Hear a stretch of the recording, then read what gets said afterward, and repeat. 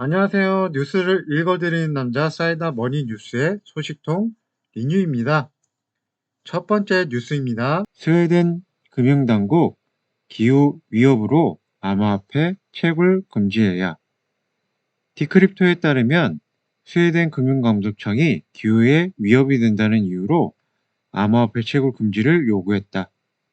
당국은 이와 관련해 기후변화와 관련해 암호화폐 자산 생산자를 대상으로 한 재생에너지 사용이 필요하며 암호화폐 채굴자들의 에너지 소비 증가가 파리 협정을 준수하기 위한 노력을 위협하고 있다고 지적했다. 감독청은 또한 스웨덴 환경보호청 역시 이 같은 문제를 인식하고 있으며 에너지 소비가 큰 채굴을 금지해야 한다는 입장을 내비치고 있다고 설명했다. 다음 뉴스입니다. 뉴욕시장 뉴욕 시민 대상 비트코인 급여 수령 방법 검토 예정. 에릭 애덤스 뉴욕시 시장이 뉴욕 시민들이 비트코인과 암호화폐로 급여를 받을 수 있는 방법을 검토할 예정이다고 블룸버그가 보도했다. 애덤스는 디지털 통화로 급여를 바로 받을 수 있는 방법이 없기 때문에 달러를 비트코인으로 변환해야만 한다. 뉴욕 시민들이 급여를 어떻게 받기를 원하는지 직접 선택하고 비트코인을 직접 받을 수 있는 방법을 검토하고 싶다고 전했다. 다음 뉴스입니다.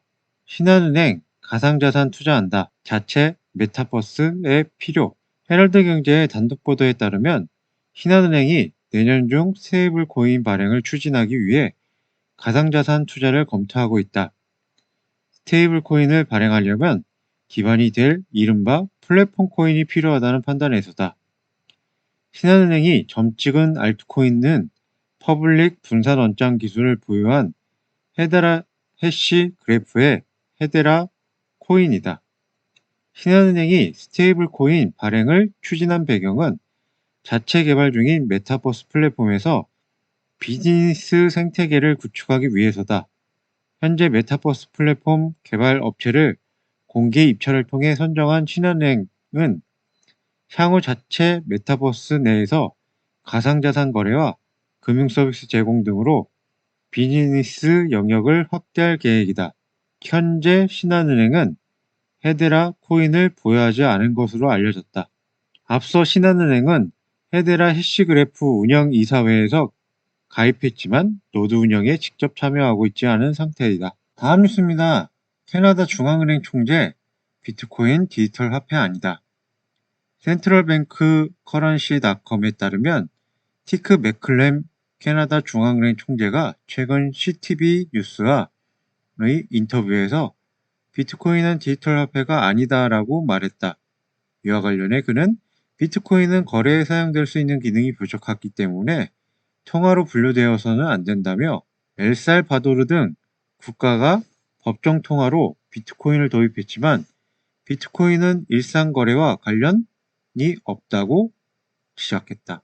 또 그는 이날 코로나19 팬데믹이 전 세계 경제의 디지털화를 가속시켰지만 기존 화폐 시스템은 지속될 것이라고 생각한다.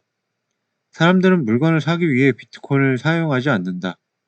지폐는 사라지지 않을 것이라고 강조했다. 다음 뉴스입니다. 블록체인 기반 개발 이익 공유 검토, 불로소득 환수 실질화.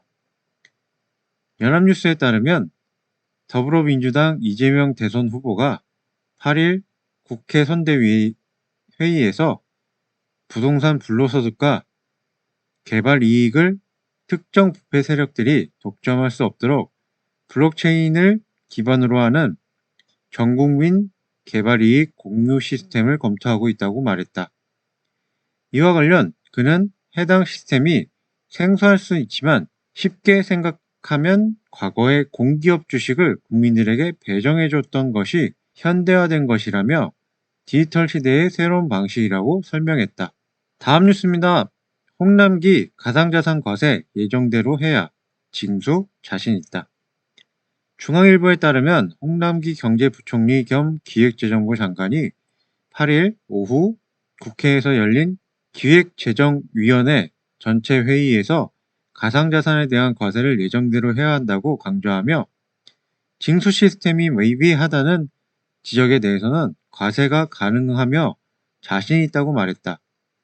이어 여야가 합의해 정부 의사와는 상관없이 법을 개정해 과세를 유예하겠다고 하면 정부는 어쩔 수 없는 것이라며, 하지만 정부는 과세할 준비가 돼 있는데 이제와 과세를 유예하는 것에 동의하라고 강요하는 것은 아닌 것 같다고 말했다.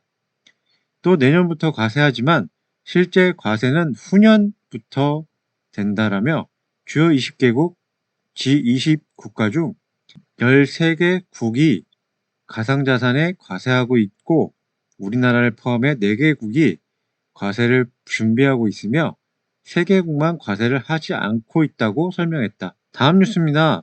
빗썸 오미세고 보유자 대상 보바 에어드랍 지원.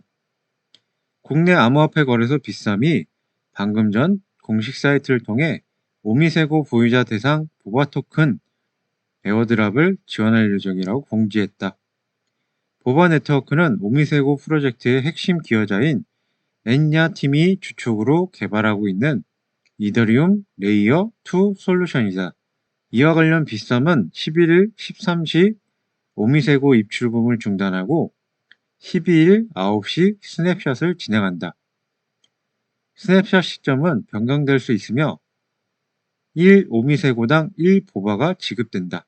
다음 뉴스입니다. 미 상원의원 2024년 인프라법 발의 전 암호화폐의 불리한 내용 없애겠다. 지난주 금요일 밤 미국 하원이 1.2조 달러 초당적 인프라 법안을 통과시킨 가운데 패투미 상원의원이 법안에 포함된 반암호화폐 내용을 바꾸거나 제거하겠다고 야후 파이낸스 인터뷰에서 밝혔다. 패투미 의원은 상원은행위원회 소속 위원으로 그와 암호화폐 커뮤니티는 지난 몇 달간 인프라 법안에 포함된 암호화폐 과세 등 문제에 대해 지적해왔다. 그들이 지적하는 주요 이슈는 세금 신고 대상에 포함되는 암호화폐 브로커에 대한 모호한 정의, 1만 달러 이상 암호화폐 또는 NFT를 받는 경우 발신자의 개인정보를 보고해야 하는 6050I 조항 위반 시 최대 5년 징역형이다.